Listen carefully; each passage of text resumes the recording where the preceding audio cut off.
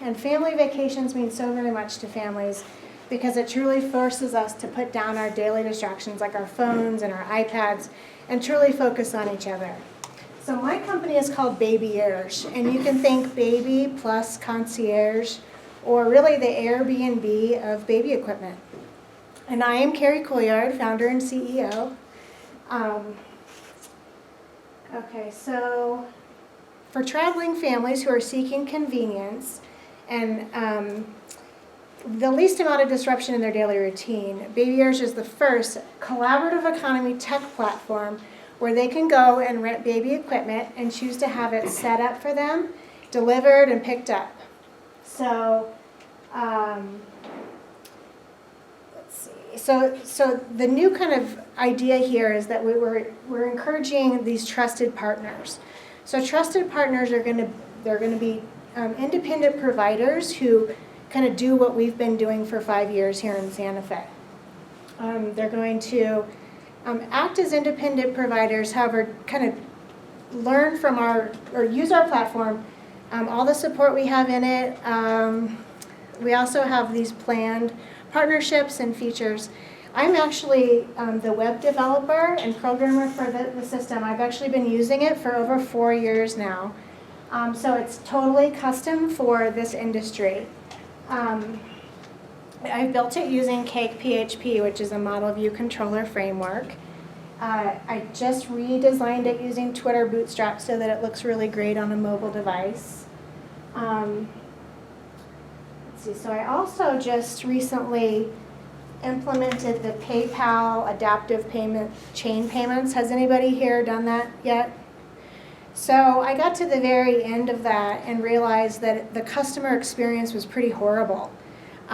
They had to have a PayPal account. There was a tiny little link where it said guest checkout. And so what's so important for me, for my trusted partners, is that the customer actually does book on the website. Since it is a platform, these independent providers can have and list their items on other websites, even though at this time there really isn't a competition. But so it's set up, the website's set up just like a shopping cart. So the customer comes to the website, chooses the items, puts it in their cart, completely checks out, and then I've used, I stopped using the PayPal chain payments, and now I use Stripe Connect, which I actually thought the user experience was a ton better with that. The fees are pretty similar compared to PayPal. So what that means is when our trusted partner books a reservation, 20% will go into the Babierge platform, 80% into their own account. So these chain payments, or in this case Stripe Connect, you can actually divide the payment that you're capturing up front, and then any kind of a refund will flow naturally back to the appropriate bank accounts. So I created a second LLC to service Santa Fe, so that I've got all the technology working. I'm seeing the fees happen. I'm pretty confident that it's just gonna, it's working pretty good. So I'm really excited about that. I'm seeing, the Santa Fe orders are coming in. I'm watching them. So I've just created this new little area on the website for the trusted partners. So I have an FAQ page, a benefits page, and a sign-up form. So the sign-up form asks potential moms or retirees alike who are seeking flexibility, working from home, making significant income, doing this is really simple, wholehearted work. And then I quickly realized that I wasn't getting a ton of feedback. So I thought, well, let's come up with a calculator, like how much can I make calculator.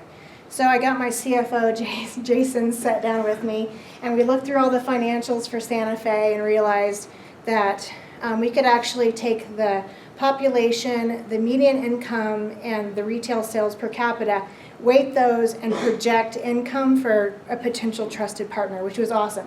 So now I can, do social media and say, hey, go to this form, enter in some information, and you can see what you're going to potentially make. And now there's a lot of interest. So that was a great thing that I just did last week. So I'm kind of at this place where I have the technology ready to go. And you know, a lot of people think that, oh, you've made it, or you know, you're ready to go, and you've got all this money. And we actually have a lot of work to do, because I need to figure out, and you know, as a solopreneur, the language and the message and the branding that I want to convey that's authentic for the company.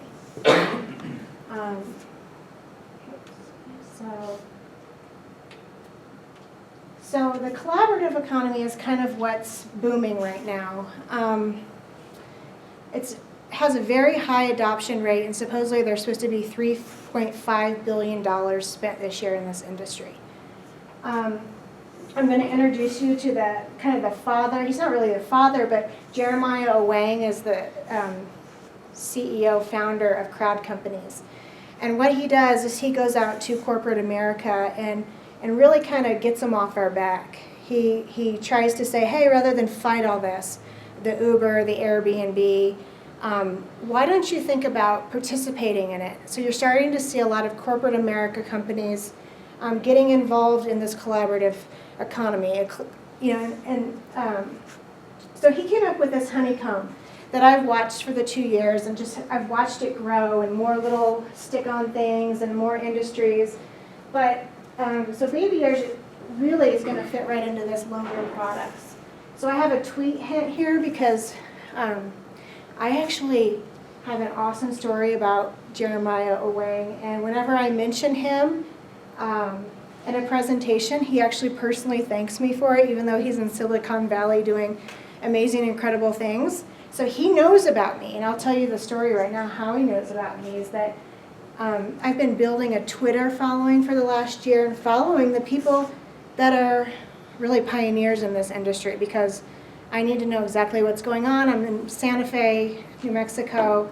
I'm not in Silicon Valley. However, there's so much going there. So I've been following these people, and I could tell. I just saw a tweet go by that was from Jeremiah, and it said, oh, just riding a train through the Swiss Alps. I can't complain about my day.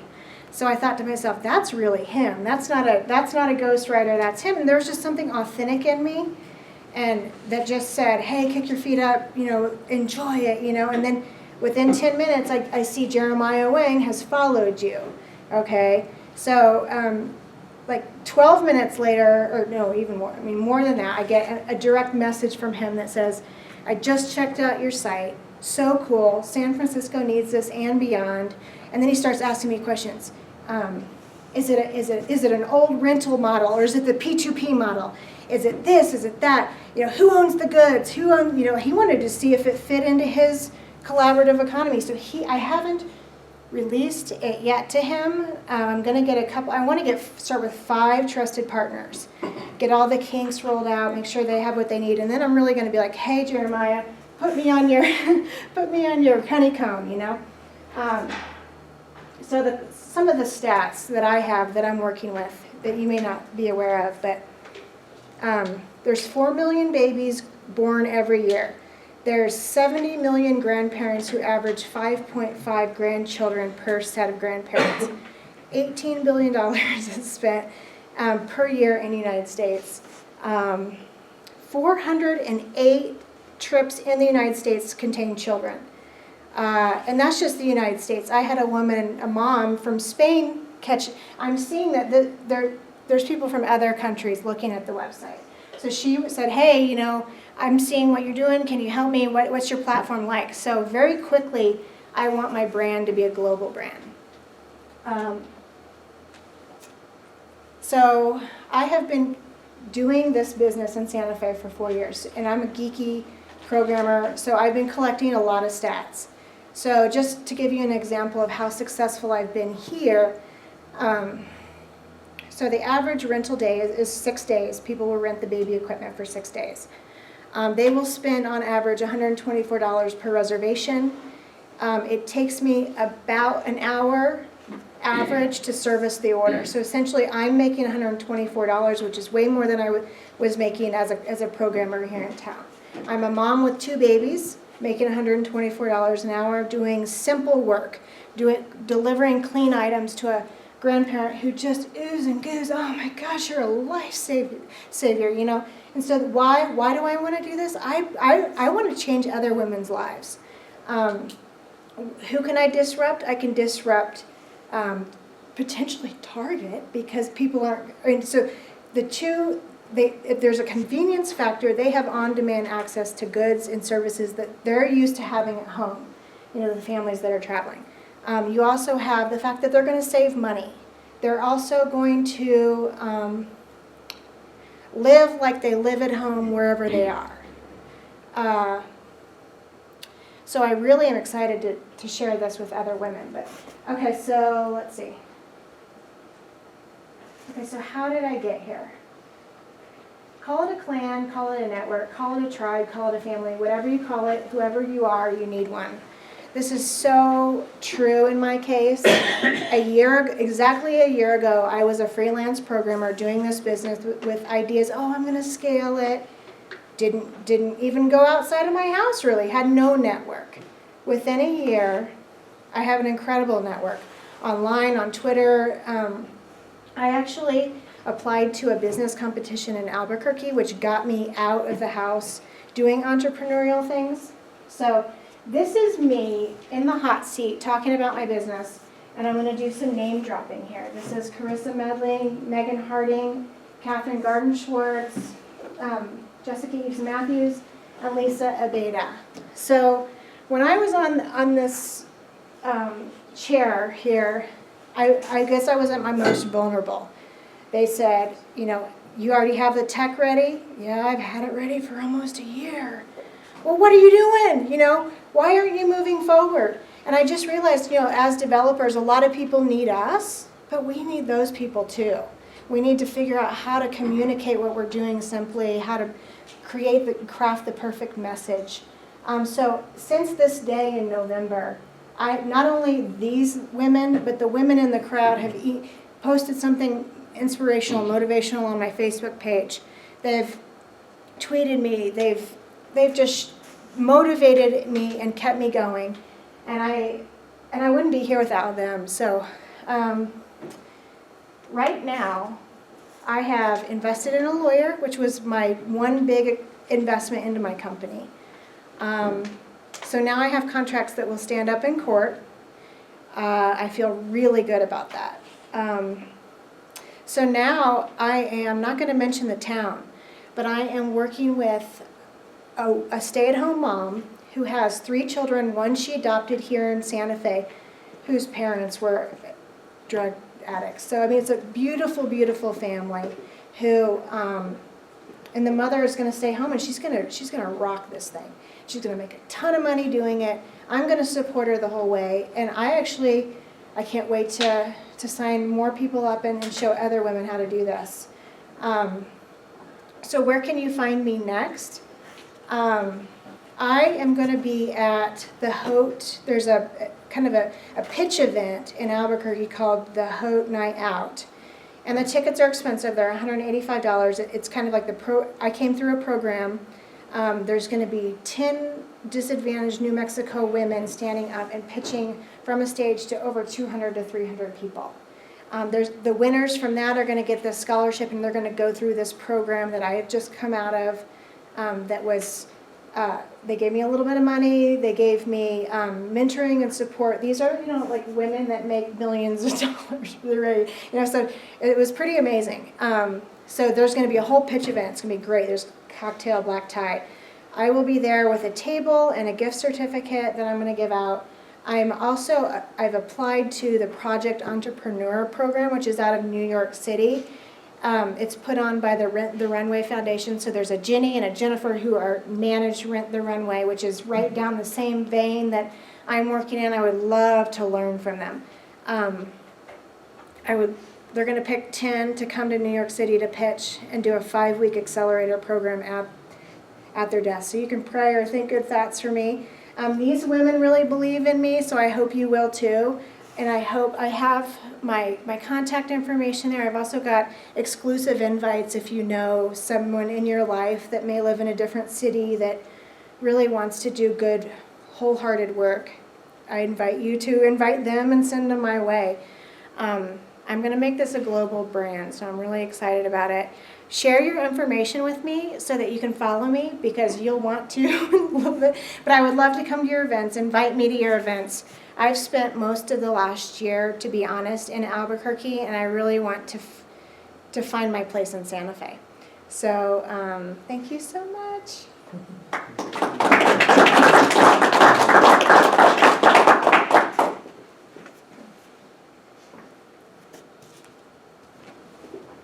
I totally looked at you. Thank you for doing that.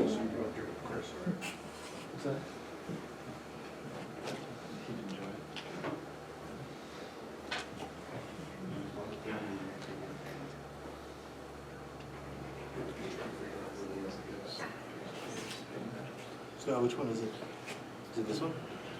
Which do you think is a better PDF or PowerPoint? It doesn't. I don't see where's the PowerPoint. You can answer me. I thought I was good on the screen. You can do it. There, that's it right there. Here's the PDF, and that should be the PowerPoint.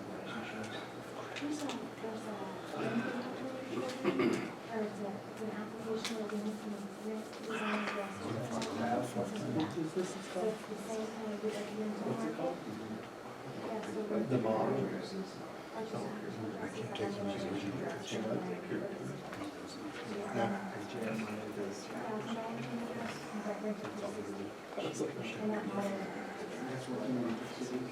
All over, so this service everywhere. Yeah. So I'll ship you the address. And I'll ship you the size different. Nope. You just send it.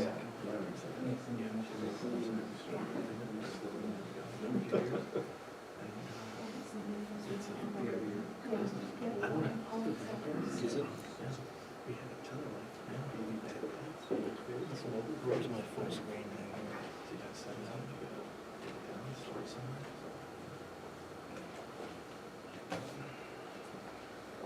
Full screen.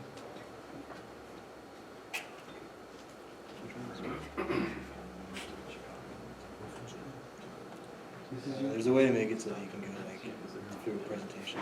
I think it's under Zoom. Go back to where you were. Where was it, Zoom? The settings? Yeah. This guy? You had it up. There was a Zoom option.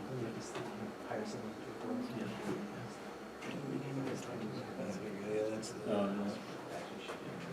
but there used to be a way on the old one to do like make it a Did it? presentation.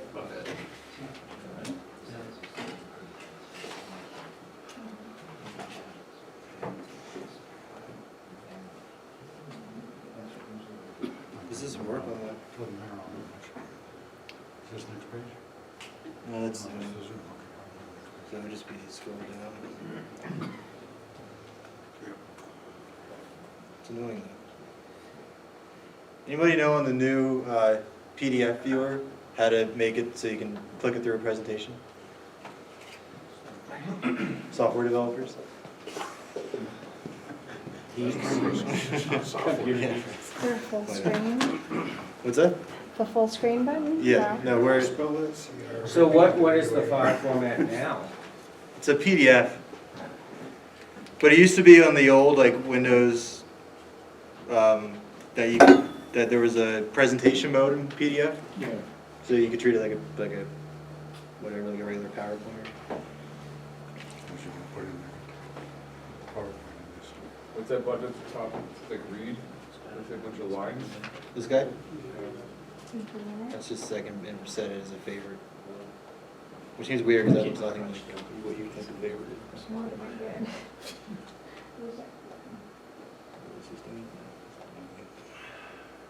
Does F11 work here?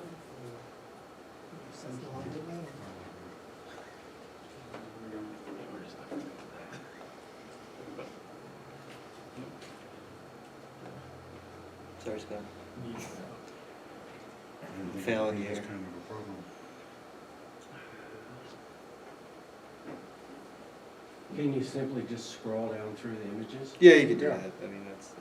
It'll work. You're not here to watch this anyway, you're here to watch us. Okay. Oh, there you go. That's that. All right, Jason. Chris. I hope yourselves as a pizza too, you guys have it.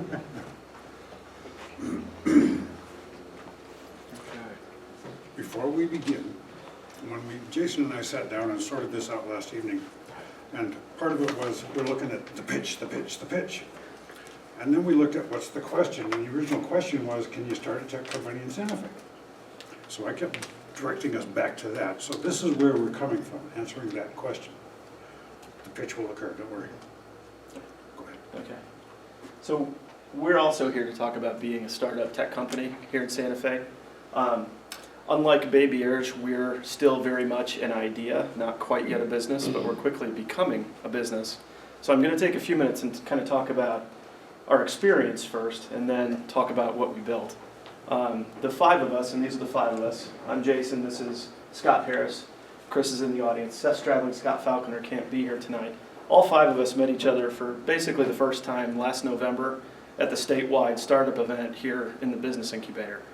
Three of the five of us pitched completely different ideas.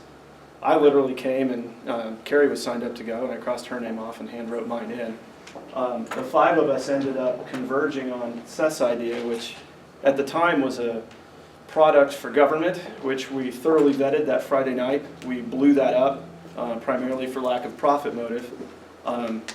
Shifted kind of into schools and academia before we left for the night. Went home, went to sleep, came back the next day, and we all had our different ideas on where the idea that weekend could pivot. Seth had a random encounter with a woman who I think was there with her husband on another team, supporting another team, who happened to be the executive director for a school here in town that has preteen-ish age kids, and completely validated our idea. Later that afternoon, the Santa Fe Community College validated the same idea, and in about 36 short hours, we built an MVP, and ended up pitching the Santa Fe area, won the Santa Fe, pitched against the state right after that, and won the whole weekend event. Since then, we've been playing to our strengths, and you can kind of see we're all geeky and engineers of our own crafts based on our backgrounds, but we've been doing what we can to get this thing 6 inches off the ground and establish a true-on business. We're since participating in the SFID Accelerator program, and the Santa Fe Community College has agreed to become our first paying customer, and we'll soon be piloting this product with that school in multiple departments. So what did we build? We built, you got the least tech guy here trying to do the arrows, but while he gets there, Come on, give me three. No, it's not gonna do that we built ConvoBox. What is ConvoBox? ConvoBox is the two-way feedback platform for everyone. It's text messaging. It's not a browser, it's not an app, it's just text. Why text? 10 years ago, not everybody had a smartphone, and SMS cost money to send. Today, everybody has a smartphone, and texts are free. All right? Also, what we learned that weekend, that Saturday, is that as we started talking to school leaders don't know what their student bodies are thinking. Students don't really want to volunteer information and have their name tagged to something. So what we built was a platform that the students could anonymously, confidentially, and privately submit either complaints or concerns or praises or anything in between, and that leadership could have a dashboard to aggregate, filter, and sort all of these ideas and more efficiently respond to them, basically opening up a dialogue between students and schools, and vetting problems before they become really, really big problems. And in schools, when a problem becomes a bigger problem and a bigger problem, it often becomes a headline on a front page of a newspaper, and that's when people resign, and that's when turnover happens. So what is ConvoBox more specifically? It's a number, and this number will work, and feel free to text this number right now if you'd like. It's a bot-based program that we're building in with machine learning to continually learn, based on words and words around those words and times of day and year and all kinds of things. And a dashboard that the leadership and the administration can use to aggregate, filter, and sort all of these messages. So, can you jump in just a little bit? One of the things we found with schools is they have accreditation issues. And they have to show how the complaints they get and how they resolve those complaints. And this is, it opens a door for complaints to come in anonymously and show how they resolve it. So part of what we're building in is record keeping and report generating. So if you can text this, if you use @SFBI or @CB, what we're doing right now, and Seth's in Salt Lake City right now, but he'll be seeing all of your messages as they come in right now in this moment. And if you tag them with @SFBI or @CB, Santa Fe Business Incubator or ConvoBox, what we're trying to do is parse them out, in that message. So we're actually learning tonight, if you guys will help us, feed messages through the system. A few use cases of this product could be things like students looking through campus and saying, thank you for planting all the trees on the quad, or there's graffiti on the wall of the art building, or there hasn't been toilet paper in the math department for 2 weeks, or my professor's a half an hour late to class, what gives? All these kinds of things that, the leadership doesn't often know about, but can get a closer handle on. Well, one of the things we also found with the college and did not expect at all, they have a lot of adjunct teachers, and they have no way of keeping track of who they are. Well, they know who they are, but they don't know where they are. Do they show up and do their classes? Do they do the work or whatever? And one case in particular, a teacher didn't show for 4 weeks straight, and somebody finally had enough and walked in the office and said, hey, where's this teacher at? So they went rooting around to find out, finally sent a cop over to bang on the door, and they went in, broke the door down, found him dead. And they had no way of reporting this. So part of the thing was, do we wait till week 16 to find this out, or can we find this out in the first week?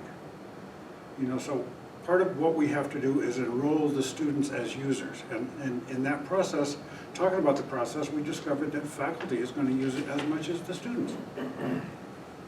So it basically is for everybody in the system.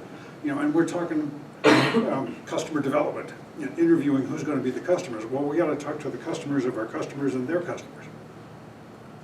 So like I said, we could sit in 2nd Street Brewery one night for a couple hours and get 25 interviews done of customer development, because it's everybody. We're competing with Twitter, we're competing with the water cooler, we're competing with Sean sitting out here in the front chair talking to everybody who comes in the door. And did you get the number? Because we gave you a number too. Did you? Nobody sent Sean the number? We generated a number for you. Just for me? Yeah. Well, for you I just here. sent it to that number that's on the screen there. Okay, it should respond and say hi. I did, it said, thanks for letting us know. Okay. Go ahead. So these are the top 2 of these are just a few of our customer validations that we've received, but we've also received validations from restaurants in the restaurant industry in terms of wanting to know what their customer feedback is in the moment before they go home and post the bad burger review on Yelp. So right now we're also trying to decide how many verticals. Right now we're building it for schools, but we're also building it scalable so we can not have to backtrack too much if we apply it to other areas. Yes.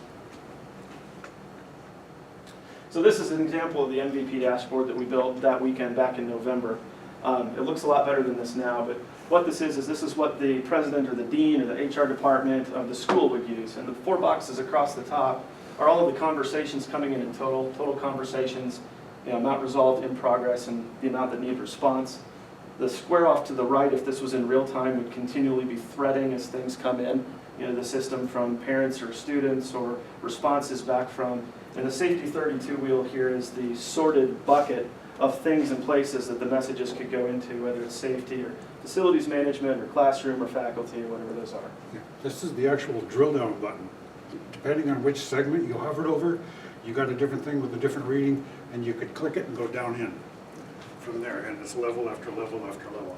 So in addition to faculty also wanting to use this, things that we've learned from the Santa Fe Community College is that they may want, obviously their own private dashboard to monitor all of this, but they might want a public dashboard too that's a little bit more stripped down, but something that they could put on a public TV that faces their student body in a cafeteria or something like that. So we're trying to vet through all of these issues, but the community college is really helping us figure that out. What this is a projection of trends. And what we're looking at is a couple of years down the road, we're going to have a lot of data. And depending on how we analyze it, we may be able to predict trends of what's going on in the student bodies or in the faculties or miscellaneous parts of what's coming at us. And every school is going to be different. Every institution is going to be different. So what are our next steps? What we're learning with this SFID accelerator is get out of the building, validate, validate, validate, customers, customers, customers. That drives everything. For us, that's even more important because, you know, in addition to having schools and faculty and students just in academia, we need to be validated by restaurants. We need to go into small business. We need to go into enterprise. We need to figure out where the pain points are and where the similarities and differences are so we can build this to ultimately scale to different verticals. We need to be able to digitally market. How are we marketing right now? We're marketing face-to-face, which is great, but it's slow, it's expensive, and it doesn't scale. So we're building a video that we can put on our website. Nobody wants to read anything anymore. Just hit play and tell me in 15 seconds what it is that you do. So we're building one thing like that. And then all of that will just ultimately create a more easier or painless onboarding process in order to allow schools to find us, understand, and get down that road of the introduction conversation, hopefully to where we can start the conversation where they know who we are, they know what we do, and now it's about them and what problems we can individually, uniquely help them solve. So we wouldn't be here right now without some luck and a lot of people. So we want to say thank you to Santa Fe Business Incubator, to Creative Santa Fe, Startup Santa Fe, New Mexico Tech Council, the SFID, and definitely the Santa Fe Community College. You could look back and say that all 5 of us converging on this and figuring this out and taking this to where it is today is lucky. Jim Collins' Good to Great says you don't get luck, you put yourself in a position to receive luck. And I think the Business Incubator has done a great job of fostering some of those events where we can just all get together and get out from behind our beds and our laptops and our headphones at night after we put our kids to bed and actually get together and have some fun and do some stuff together. Interesting stuff. So that's it for ConvoBox. Thank you very much. Now we want you guys to stay up there, so we'll have probably a lot of questions from the audience about it. So if you have any questions for both ConvoBox and for Babierge, please just shoot them out. Yeah, I have a question for Carrie, and I want to there's several questions into one category, and looking at your plan and looking how you pitched it, sounds great. How do you address competition, which will arrive? How do you pitch and not simply give your idea away to the world before you're up and going? And how have you addressed these concerns? Because as you put your business plan together and it gets out there and all of a sudden you find that it's just like growing like weeds all around you in the business world, how have you thought about that and addressed it? I have a 5-year and a 10-year plan that significantly creates new value propositions to where the partnerships that I would go after. So I'm thinking that I will be one step ahead in that process, especially if I can get to Silicon Valley with some amazing people and that those connections are built. I'll be able to go fast, and that 5-year might become a 1 year. It's going to be constantly pushing the envelope. Looking at Airbnb, they still have the competition, but wow, did they just take over, right?